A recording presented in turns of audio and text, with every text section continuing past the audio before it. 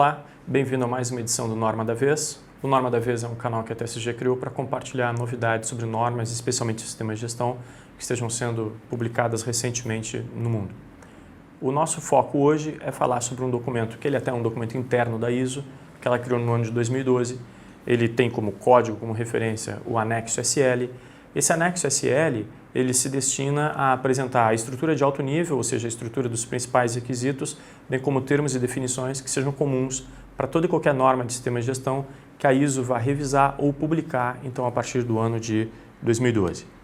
Bom, algumas curiosidades, a ISO 22301, que é uma norma que foi publicada pela ISO no ano de 2012 também, maio de 2012 inclusive, que é uma norma que fala de sistemas de gestão para a continuidade dos negócios, é uma norma que complementa ou complementaria um sistema de gestão de riscos. Essa norma já foi publicada segundo essa estrutura comum de requisitos apresentados por esse anexo SL. Vamos dar uma olhada então o que seria ou o que contém nesse documento.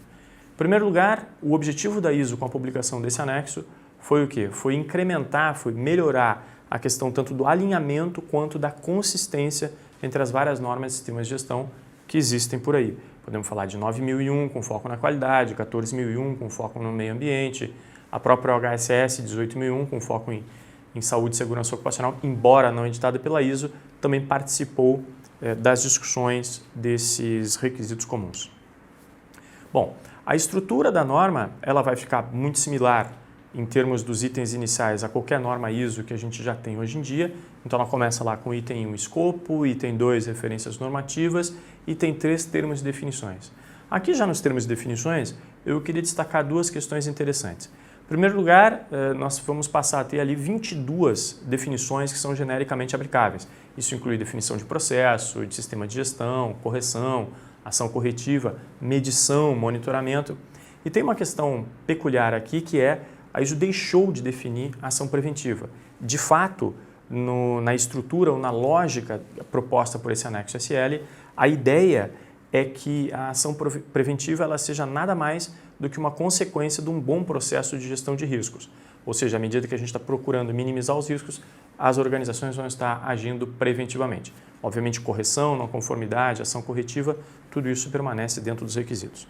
Muito bem, vamos dar uma navegada então pelos requisitos, por essa estrutura comum, onde os requisitos auditáveis vão estar apresentados das famílias 4 até a família 10. Portanto, nós vamos ter aí 7 famílias de requisitos auditáveis. Em primeiro lugar, no requisito 4, ele passa a se chamar o contexto da organização. O contexto da organização vai estar dividido em 3 grandes itens. O primeiro é entendendo a organização e o seu contexto, ou seja, o ambiente onde ela está inserida. Em segundo lugar, é a questão do entendimento das necessidades e expectativas das partes interessadas, digamos, aplicáveis ou relativas ao foco dessa norma. Se a gente está falando de uma 9001, a gente vai estar falando de cliente. Se a gente está falando de 14001, a gente vai estar falando de comunidade e sociedade, e assim por diante. E, em terceiro lugar, a determinação do escopo, da abrangência desse sistema de gestão. Esse, então, é o requisito número 4. O requisito número 5 vai se dedicar especialmente ou particularmente à questão da liderança. Também está dividido em 3 subitens. A gente tem aqui liderança e comprometimento, reunindo ali o que nós temos aí hoje de melhor, tanto na 9001 quanto na 14, daquilo que diz respeito ao papel da alta direção dentro do sistema de gestão. Em segundo lugar, o 5.2 vai tratar da política, natural, e o 5.3 vai tratar de papéis, responsabilidades e autoridades dentro desse sistema de gestão. Requisito número 6 passa a ser o requisito do P, do planejamento, do PDCA, e ele está dividido basicamente em 2 grandes itens. O primeiro lugar são as ações para endereçar riscos e oportunidades, e em segundo lugar, objetivos e o planejamento para atingir esses objetivos. Número 7 é o requisito dedicado a suporte, esse é o mais comprido, digamos assim. Então, nós temos lá requisitos como recursos, competência, conscientização, comunicação e o que a norma passa a chamar então de informação documentada. Informação documentada, por sua vez, também está dividido em 3 sub-requisitos ou requisitos também.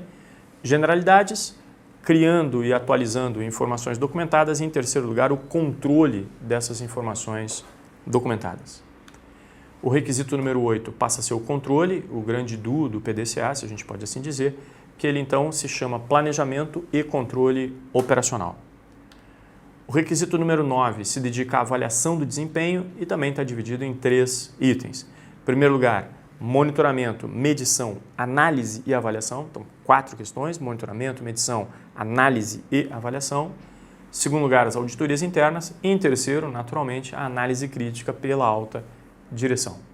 O último, porém não menos importante, me parece que até que seja natural, requisito número 10, ele trata exatamente de melhoria, ou seja, do movimento para a melhoria do sistema de gestão. Está dividido em 2 filhotes. O primeiro deles diz respeito à não conformidade e ação corretiva e o segundo diz respeito à melhoria contínua.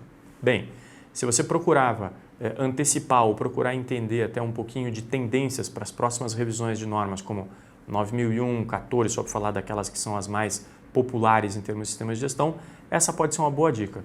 O anexo SL ele deve estar sendo incorporado então por todos os comitês técnicos da ISO que estão dedicados a desenvolver normas de sistemas de gestão. Muito obrigado, espero que tenha sido útil e desejo a você sucesso com o seu sistema de gestão.